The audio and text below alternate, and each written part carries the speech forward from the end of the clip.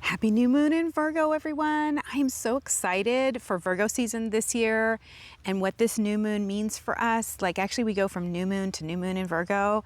I really wanted to share about some of the magical principles of this, how this dovetails in with the equinox, whether you're in the northern or the southern hemisphere, like how that can work in your favor. And just some of the musings about making magic this month and being really intentional about working with the moon and this cycle in particular, because it's a really, really powerful one. Even if you're watching this video like after the actual astrological new moon, don't worry, you can kind of retro yourself in and do a reflective time and kind of plug in where you are to make the most out of this. I'm going to show you the farm as I walk around. Virgo season. So first of all, what makes this Virgo new moon really cool is that it's at 0 degrees. If you don't know a lot about astrology, I'm just going to make this super simple. 0 degrees, we've got all the possibilities of Virgo and what it's offering us.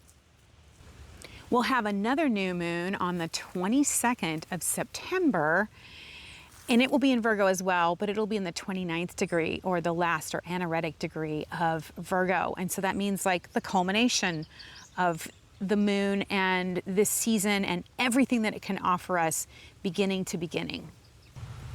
I'm sitting here under my hemlock tree. This is one of my favorite places to be on the farm. How many of you work with the moon cycle? If you've never worked with it, or you've never really worked with astrology, or if you have, these are just some ideas for blasting off into this month. We get to experience new moon to new moon this month. And so you get to experience the whole fullness of Virgo, everything that it offers for you, how you can work with it magically, and then end again at a new beginning right on the equinox, which is so cool because the equinox is a time of equal light and dark. And so it's a time of equilibrium and balance. So we get to go full cycle, come around and see exactly where we are by having the contrast, the neutrality of equal light and dark right before we go into Libra, which is all about that balance. It's just cosmically really cool. A little bit about Virgo energy. You may not know, or you may know if you have a Virgo friend. So Virgo is actually the servant of the zodiac. This is one of their strong points, is that they serve humanity, and they are an earth sign. They're ruled by Mercury, so they have that quick moving mind that perceives patterns, but they are motivated by a joy of excellence and perfection. It's something that they naturally see in a situation. Now, Virgo, at its heightened or best vibration, will look at a situation, know intuitively what needs to shift in order to be in its more perfected state, and will offer that from behind the scenes. Like Virgos don't necessarily want to be seen or recognized. They don't need that. What they really want is just things to be done the best way. You may have a Virgo friend and you've seen them at their lower vibration, which is controlling and unyielding. Like, no, this is the way, the only way, and it has to be that way. So as we move into Virgo season, we have a chance to move into all these incredible abilities to ground ourselves in our world. We're in the middle of the astrological year. So this is a time of really looking at what works and what doesn't work. It's about adjusting systems in our life and seeing how we want to optimize. And because this new moon is square Uranus, which is the mover and shaker of the zodiac, the planet that comes in with sudden ideas, new ways of doing things, surprises, just kind of shakes things up. We have this force that's going to come in and kind of say like, hey, let's, like in this instance, let's shake the tree and see what doesn't want to remain. Let's shake things up, see what systems are not really working for us, and then instead of getting like rigid, finding our way to innovation. If you don't know what innovation is, it's when you take something, you look at it and you say, this is how it could be better. Just really simply. And Virgo really excels at that, excels at making things better. And also in the natural world, we're at a point where we're looking at, if you're in the southern hemisphere, you're looking at what you want to plant for this next year, like what needs to be done, what's new that needs to go in, what's calling you. And if you're in the northern hemisphere, you have a chance to look at your harvest and really see what actually worked, what's bearing fruit, and what didn't work so well. As a magical practitioner, I personally see the dark moon, which is what the astrological new moon is, when we don't see any illumination in the sky, but we know the moon is there. She's always there, right? But the sun is not illuminating her in any aspect. I see this, I call it the dark moon, as a time of personal introspection, a time to really feel my way into the divine feminine, into the dark, inside of me, and see what's down there, like what's stirring. And the Virgo energy is actually a form of the earth goddess. She wants to bring structure and order that creates ease in our lives. And so right now is a great time, while the moon is still in this dark space, to kind of reflect, what is it within me that maybe isn't at ease? What structures are? And then there's a calling in that darkness as well. A calling that says, who am I being called to be? Like, it's the creation that comes from the cauldron of darkness, the cauldron of making. And wow, that's really washed out. Sorry, you guys. The cauldron of making. And so in that dark space, we don't have to figure out what we're going to do. We are allowing ourselves to figure out who we are naturally, who we want to be, or who we be, like who we be naturally.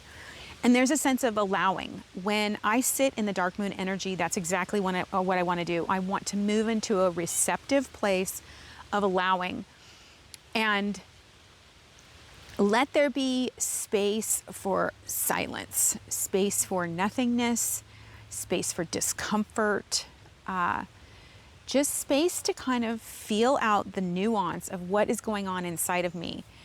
And then there's the magical new moon, and that's that first crescent. When that first crescent appears, and the first couple days of that first crescent, it's usually about, I consider the magical new moon like 2 to 5 days after. There's like a 2 to 3 day period. I think that's really powerful for initiating what I have found in the stillness of the dark moon.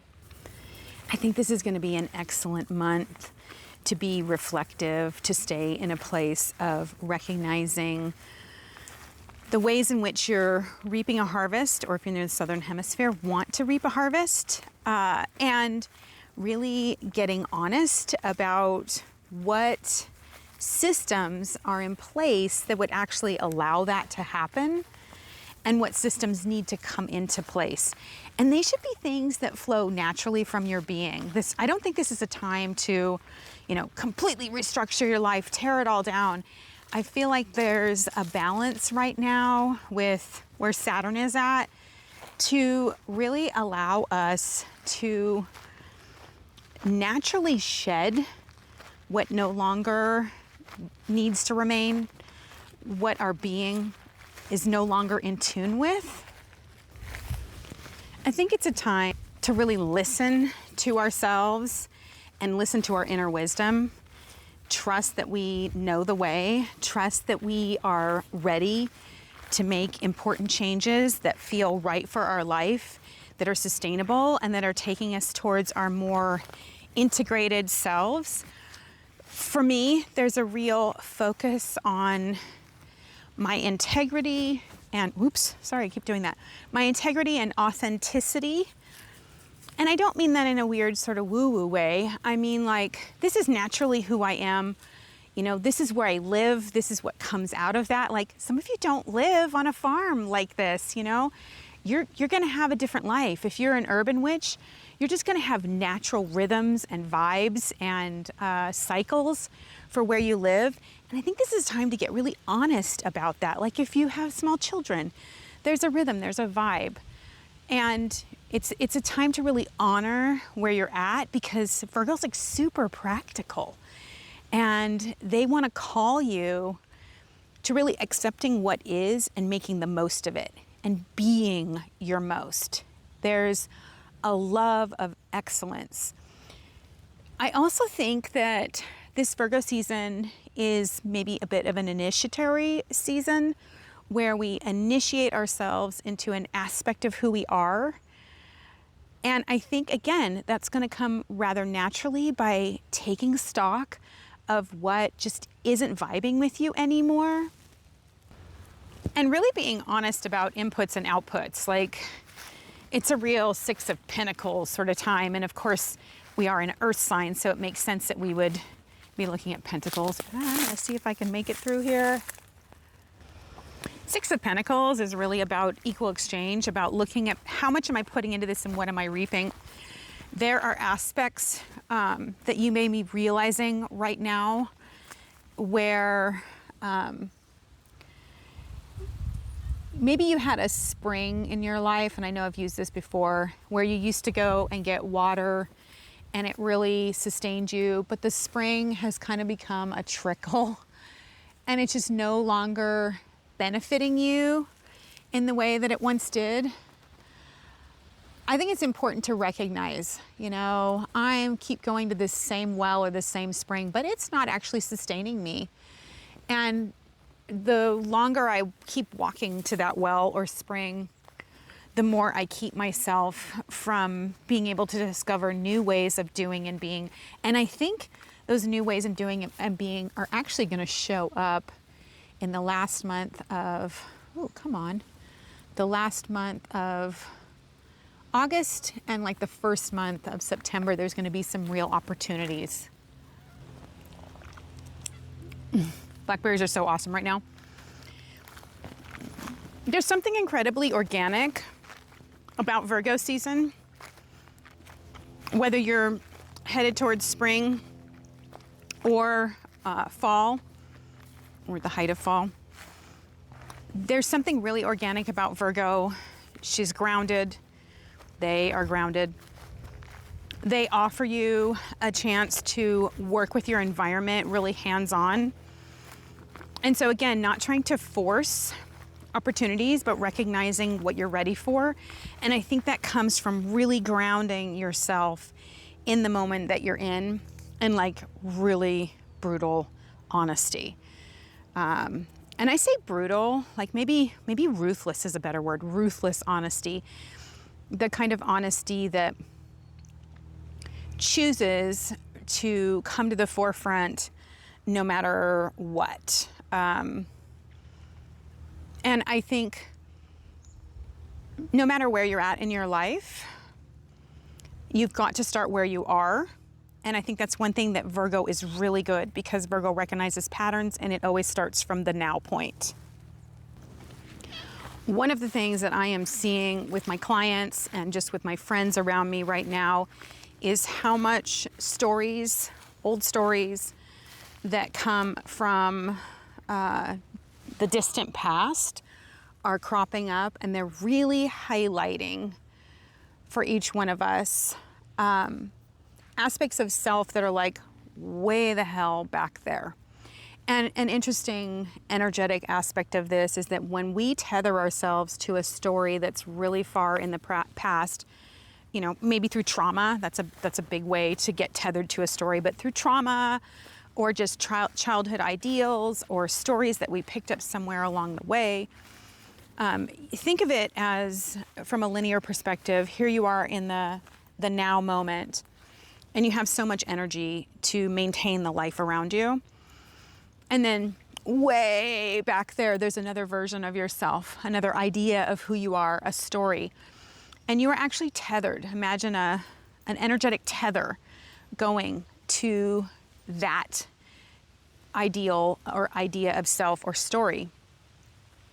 And so here in the present moment, I'm trying to move forward, but I'm not only maintaining my now self, I'm maintaining that self back there. I'm actually sending energy all the way back there.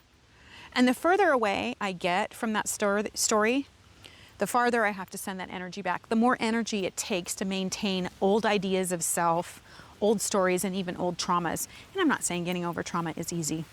I do think that there is an opportunity in Virgo season to do some cord untangling, because I don't believe in cord cutting. I'd like to do a video on that. If you're interested in the difference between cord cutting and cord untangling, let me know down below. It's a great time to do this cord untangling so you can untether your energy that's dispersed. It could be at several stories all around you. Think, if you have to send energy to all these other ideas of self, then the current iteration, embodiment of self is just working at half capacity. Also, the universe is always, oops, sorry little spider. The universe is always saying yes to our vibration. And so if you are showing up in this current rendition of self, but also that rendition that's way back there, you have like two opposing selves that are showing up, the universe is going to say yes to that, and you're going to get really mixed results in your magical practice, your spiritual self, your everyday life, because you're going to be manifesting from a place of really low energy, because you're going to have two energy signatures that either cancel themselves out or one's a little bit stronger. And so you're pulling towards either the new rendition or the old rendition. So I think there's some real opportunities during this season, and I think it's coming up in now, and it will come up in future weeks, of where these stories lie, who these wounded renditions of ourselves are. And I think there's going to be an opportunity to reorder your energy and really consolidate your power so that your spell work, your magical life, your general life, your spiritual life becomes more congruent and more present tense, and you find yourself really pulling yourself towards that ideal self. Because again, Virgo is all about that perfected self, that excellent self, that sense of the innovated and perfected self. Okay, so let's talk about equinox, because we're going to move through this and then we're going to come around to a new moon. And again, that dark moon being a time to reflect, right? And so we're going to move through all the stages of Virgo, all the decans for those of you who are big on astrology, and all the iterations of Virgo as it goes through. Just like in the tarot suits, the energy builds, right? So the energy is going to build. We're going to move through all the aspects of Virgo from 0 to 29. That's the fullness of every astrological sign, 30 degrees. We'll move through that, and then we'll land on the equinox. If you are in the northern hemisphere, you're going to officially be like, okay, we're really on that descent. We're taking that descent into the underworld. We're moving into the dark space. We're becoming more internalized. So moving into systems right now, moving into ordering your life, and ordering your life through greater simplicity. I think there's a winnowing right now, getting rid of crap, northern or southern hemisphere, getting rid of crap in your house, around you, extraneous stuff that drains your energy. Doing that so that as you head and you descend into the dark time of the year, you're ready to be alone with yourself, right? And you've got some things in place that make sense, because Virgo is Mercury. And this goes for the same for those of you in the southern hemisphere. You're headed into spring. You're sowing yourself into this new year, and you really want to be present with a streamlined, powerful self that can then sow in the outward world. Northern hemisphere will be sowing inwardly. Sowing in the outward world from a place of this innovative, streamlined, power consolidated person that is then growing their energy from that place. The bottom line right now is that you are ready to sparkle and shine like you never have before. I think this is an amazing time to be emerging into aspects of self that are really calling you and getting rid of old stories that tell you that you can't and the excuses that go along with that. I think it's a great time for recognizing the power of the season that you're in and ditching the I wish sort of mentality that, you know, leaves you feeling like nothing is possible for yourself right now.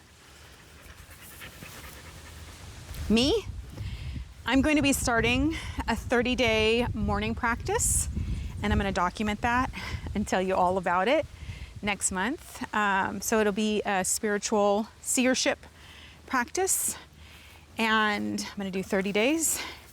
If that video is up, it's like up here or there. But you can be watching for that in the future. I want to see how this grounding practice for me is going to transform my life in other ways. And I think that's the big message of Virgo season this year, is that when you ground yourself in who you are and you are honest about what's available to you right now, things get maximized, they get streamlined, and they become something that is productive within our souls and the world around us in ways that make sense and are truly fruitful, truly fruitful. So let me know what you do to celebrate the new moon. This was impromptu and not a lot of editing here, so you guys, I'm sure just all my regulars are watching. So if you made it all the way here, go ahead and leave me some moons down below and let me know what you're gonna do for this new moon. And if you're excited about that new moon at the end of the month and how that's gonna initiate you, like the fullness of what you achieve from this new moon, which you start at this new moon, you'll be able to sit and rest in that, and the fullness of that will then be birthed into Libra season, which is awesome, all about balance, harmony, beauty, communication, kind of the luxe things of life. Perfect timing. So let me know what you are doing. And don't forget, no matter what stage you are in your life, no matter what your current limitations are, you can still sparkle and shine by just being who you are, because who you are is valuable, beautiful, sparkly, and bright.